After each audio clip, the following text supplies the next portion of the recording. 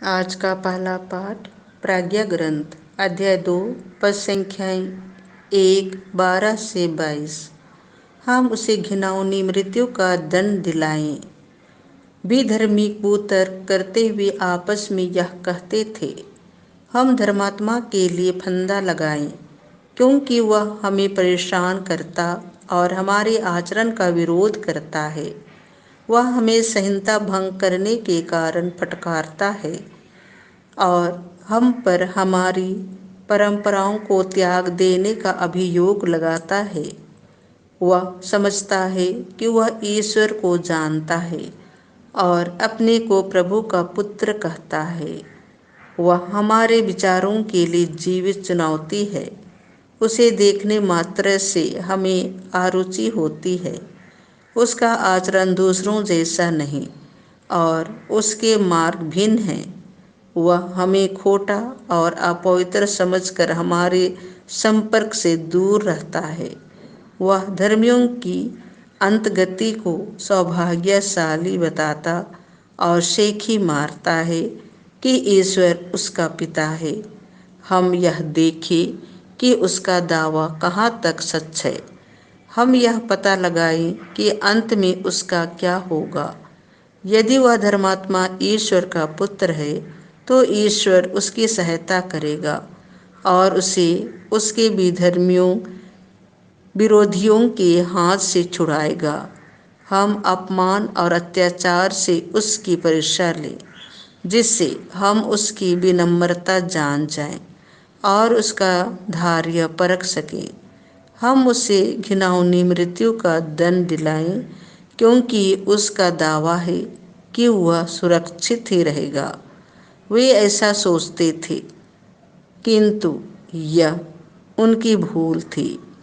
उनकी दुष्टता ने उन्हें अंधा बना दिया था। वे ईश्वर के रहस्य नहीं जानते थे। वे ना तो धार्मिकता के प्रतिफल में विश्वास करते थे और न धर्मात्माओं के पुरस्कार में। यह प्रभु की वाणी है। संत यूहन्ना के अनुसार पवित्र सुसमाचार अध्याय 7 पद संख्याएं 1 से 2, 10, 25 से 30। वे उन्हें गिरफ्तार करना चाहते थे, किंतु अब तक उनका समय नहीं आया था। उस समय यीशु गलीलिया में भी घूमते थे। वह यहूदिया में घूमना नहीं चाहते थे, क्योंकि यहूदी उन्हें मार डालने की ताक में रहते थे। यहूदियों का शिविर पर्व निकट था। जब यीशु के भाई पर्व के लिए जा चुके थे, तो वह भी प्रकट रूप में नहीं, बल्कि जैसे गुप्त रूप में पर्व के लिए चल पड़े। कुछ यरूशलेम निवासी यह कहने लगे, क्या यह वही नहीं है जिसे हमारे नेता मार डालने की ताक में रहते हैं? देखो तो, यह प्रकट रूप से बोल रहा है और वे इससे कुछ नहीं कहते। क्या उन्होंने सचमुच मान लिया कि यह मसीह है? फिर भी हम जानते हैं कि यह कहाँ का है। परंतु जब मसीह प्रकट हो जाएंगे तो किसी को यह पता भी नहीं चलेगा कि वह कहाँ के हैं। यीशु ने मंदिर में शिक्षा देते हुए पुकार कर कहा, तुम लोग मुझे भी जानते हो और यह भी जानते हो कि मैं कहाँ का हूँ। मैं अपनी ही इच्छा से नहीं आया हूँ। जिसने मुझे भेजा है वह सच्चा है।